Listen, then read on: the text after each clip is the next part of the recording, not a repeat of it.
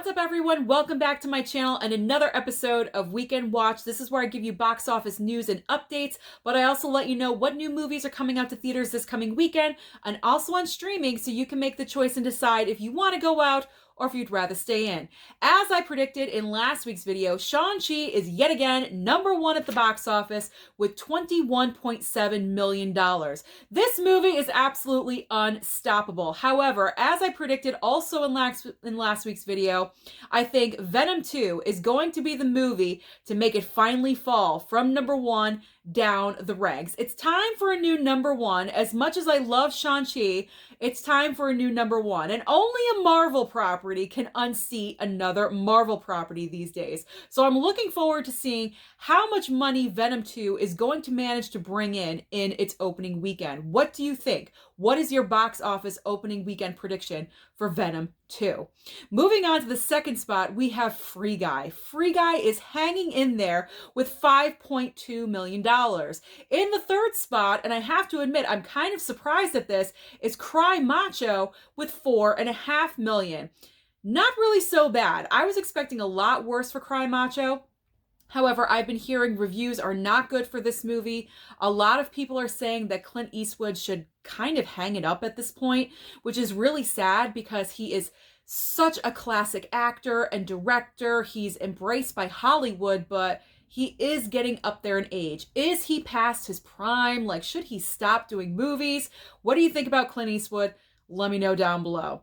In the fourth spot, we have Candyman with $3.5 million, and unfortunately, Malignant fell again to the fifth spot with $2.6 million. The big question, are Cry Macho and Malignant cursed by HBOMAX? Because both of these movies were same day and date release on the streaming service. I'm not going to blame HBOMAX anymore. I'm not going to blame streaming services.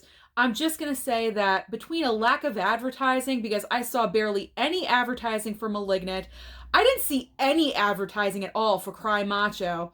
I think that is the big drawback with these movies, the lack of advertising, and then also combined with people probably just not being that interested in seeing these movies.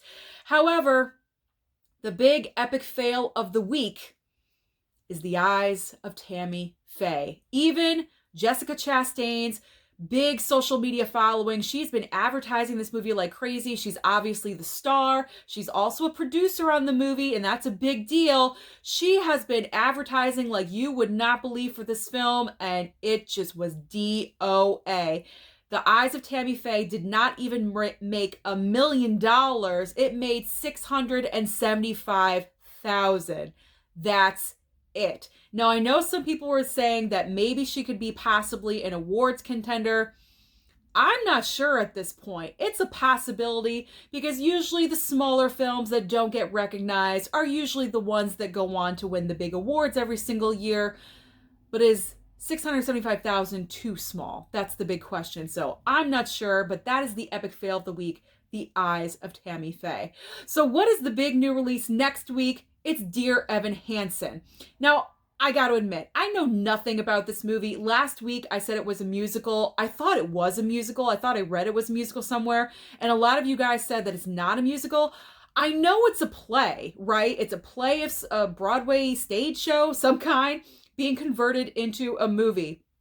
I know it probably has a very loyal fan base, but I am not seeing Dear Evan Hansen debuting at #1 and toppling off Shang-Chi. Shang-Chi, sorry. I just do not see that happening. That's why I'm going with Venom 2. But if Dear Evan Hansen is not really your thing and you've seen Shang-Chi a billion times and you're done, we do have streaming options for you.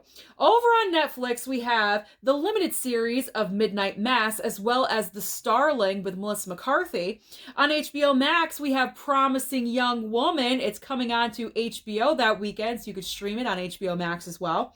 Disney Plus, we have Star Wars Visions, and on Amazon Prime, Goliath Season 4. So that is everything going on with the box office as well as streaming services. Let me know your opinions about everything that I was talking about. Venom 2, did you go and see The Eyes of Tammy Faye? Let me know down below. Don't forget to like and subscribe, and I'll see you next time.